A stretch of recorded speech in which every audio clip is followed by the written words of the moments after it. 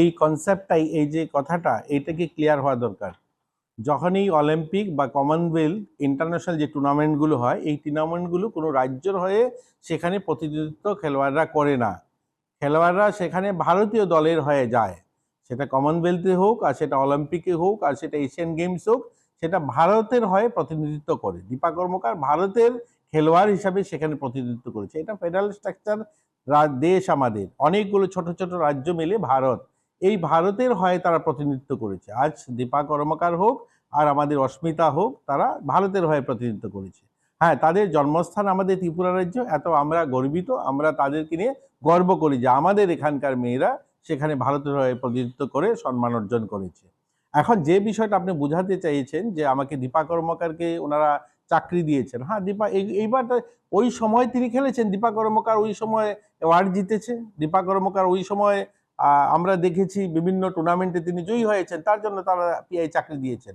দীপা কর্মকার 2018 পরেও অনেকগুলো টুর্নামেন্টে মেডেল জিতেছে। আমরা ওনারা দীপা কর্মকারকে ডেপুটি ডাইরেক্টরে তিনি অ্যাপয়েন্টমেন্ট দিয়েছেন, আমরা জয়েন্ট ডাইরেক্টর করেছি, তো প্রমোশন হয়েছে। এটা তো একটা লেগেসি, একটা গভর্নমেন্ট যেগুলো ছেড়ে যায় তাকে এগিয়ে নিয়ে যাওয়ার কাজ হচ্ছে নতুন গভর্নমেন্ট যারা এসে। আমি বলছি না আমরা অস্মিতাকে সবকিছু আমরা করে দিয়েছি, হ্যাঁ, অস্মিতা ছোট বাচ্চা মেয়ে হিসাবে ক্লাস 4-এ আমাদের এখানে স্পোর্টস স্কুলে এডমিশন নিয়েছে, তখন কমিউনিস্ট গভর্নমেন্ট ছিল, কিন্তু ক্রমশ এসে বিভিন্ন টুর্নামেন্টে যখন জয়ী হতে শুরু করে, এগুলো 2018-তে এসে, যেহেতু এখন তার খেলার বয়স, এখন সে বিভিন্ন টুর্নামেন্টে বাইরে এসে অংশগ্রহণ করছে। আর দ্বিতীয়ত হলো সে বাইরে কেন, বাইরে এরকম নয়, দীপা কর্মকারও বাইরে প্রশিক্ষণ নিয়েছে, প্রশিক্ষণের জন্য, ভালো কোচিংয়ের জন্য এক্সেলেন্স সেন্টারে যেতেই হবে।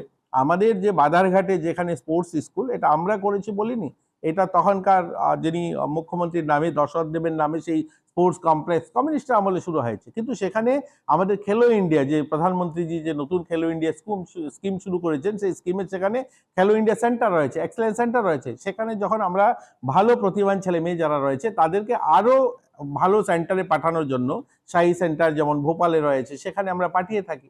সেরকমই আমরা অস্মিতাকে সেখানে পাঠিয়েছি যে আরো উন্নত প্রশিক্ষণের জন্য। কিন্তু পরবর্তী সময় যেহেতু অনেকগুলো রাজ্য, যেমন হরিয়ানা বা আমাদের উত্তরপ্রদেশ, এইরকম অনেকগুলো রাজ্যে সেখানে কিছু পলিসি রয়েছে যে বিভিন্ন মেডেলিস্ট যারা, তাদেরকে তারা চাকরি দিতে পারে, তাদের চাকরি কোটা রয়েছে। কেন কমিউনিস্ট গভর্নমেন্ট তো কোটা করেনি। সেই দীপার কেসটা তো দেখুন, এইরকম বিভ্রান্ত করার জন্য আমি বলছি না, দীপাকে একটা ইন্ডিভিজুয়ালি একটা ব্যক্তিকে কেউ একটা চাকরি দিল, এর মানে এটা পলিসি তো নয় না, দীপাকে স্পেশাল ক্যাটাগরিতে একটা চাকরি দিয়ে দিয়েছে, সবাইকে তো দেওয়া যাবে না স্পেশাল ক্যাটাগরিতে। তো তারা যেহেতু কোনো ক্যাটাগরি তারা কোটা বানায়নি, কিন্তু সেটা আমরা আজ করছি। আজ যখন আমরা পিআই নিচ্ছি, আমরা তো এইভাবেই অ্যাডভার্টাইজমেন্ট করিয়েছি, আগে তো এগুলো ছিল না, যে আমরা বলেছি যারা মেডেলিস্ট, যারা আমাদের রাজ্য থেকে ইন্টারন্যাশনাল লেভেলে বা ন্যাশনাল লেভেলে যারা মেডেল পেয়েছে, গোল্ড মেডেল, সিলভার, তারা সকলেই পার্টিসিপেন্ট সেখানে করবে। এবং এটাও আমাদের পরিকল্পনা রয়েছে যে আমরাও চাকরির ক্ষেত্রে যেন কোটা নিয়ে আসতে পারি, তাদের জন্য রিজার্ভেশন সিট রিজার্ভ করতে পারি, সেটাও আমাদের পরিকল্পনা রয়েছে। এগুলো তারা করে যায়নি না। তো যেহেতু ওই সমস্ত রাজ্যে ফাইন্যান্সিয়ালি সাপোর্ট করার মতো তাদের পলিসি রয়েছে, এরকম নয় যে অস্মিতা সেখানে ডিউটি করছে পুলিশের, সেখানে অনারিয়াম তারা দিচ্ছে তাকে আরো উন্নত প্রশিক্ষণের জন্য।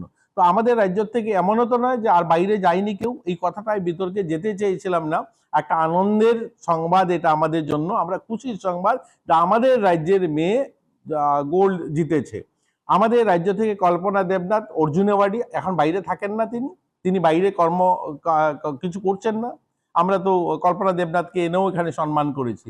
মন্টু দেবনাথ শাহী সেন্টারে কলকাতাতে তিনি চাকরি করতেন না, জব করতেন না, তিনিও তো ত্রিপুরাতে অর্জুন অ্যাওয়ার্ডি ছিলেন।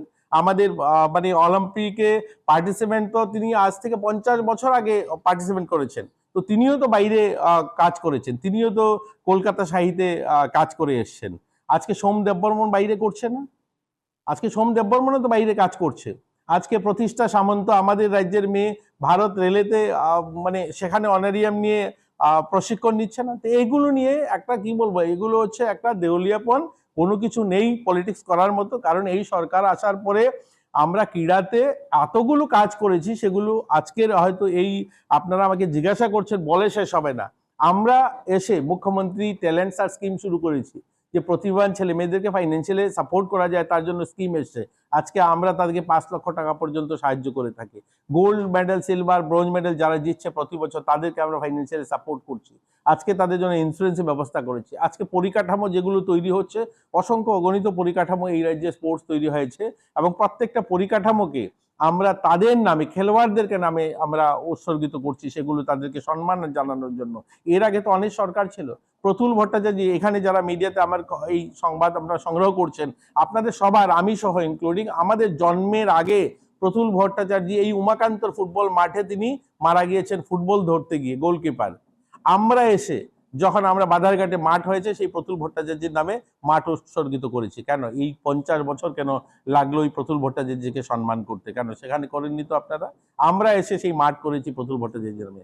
স্বদেশপ্রিয় নন্দী আমাদের রাজ্যের থেকে হকি কোচ ছিলেন, ভালো কোচ ছিলেন, সুনামধন্য, ভারতীয় দলে কোচের কাজ করেছেন, কিন্তু কই, ওনাকে তো সম্মান জানাননি।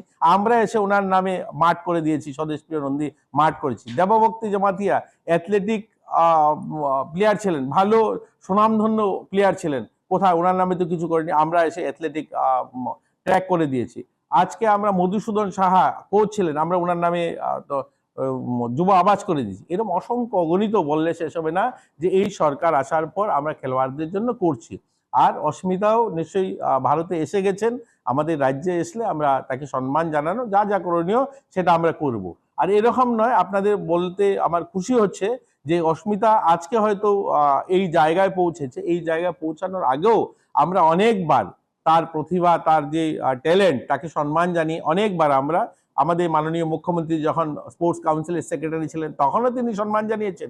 2025-এর আমার পেজে দেখবেন, 2025-এও আমরা যে ইন্টারন্যাশনাল স্পোর্টস ডে যেটা মানিয়ে থাকি, সেখানে এই বাদারঘাটে 2025-এ আপনারা দেখেছেন, মিডিয়া ফুটেজ পেয়ে যাবেন, সেখানেও আমরা ডেকে ওকে সম্মান জানিয়েছি। তো এরকম নয় যে আমরা ত্রিপুরার যে ভুলে গিয়েছি। যেহেতু একটা মানুষের, একটা সরকার একটা জায়গার থেকে তাকে ফাইন্যান্সিয়ালি সাপোর্ট করছে, সাহায্য করছে, আমরা ধন্যবাদ জানাবো। আর এরকম না ক্যারল করেনি, অস্মিতাকে ক্যারল নিয়ে তখনকার সময় কংগ্রেস বা সিপিএম এ গভর্নমেন্ট করেনি, সেটাও বিজেপি গভর্নমেন্টের, সেখানেও যোগী আদিত্যনাথজি বিজেপি গভর্নমেন্টেই তাকে সাহায্য করছে, ফাইন্যান্সিয়াল সাপোর্ট করছে। তো যাই হোক, তো আমরা খুশি যে এরকম অস্মিতা যে মেডেল জিতেছে। আমরা আশাবাদী আগামী দিনে আমাদের রাজ্য থেকে আরো ছেলে মেয়েরা এই জায়গায় পৌঁছাবে।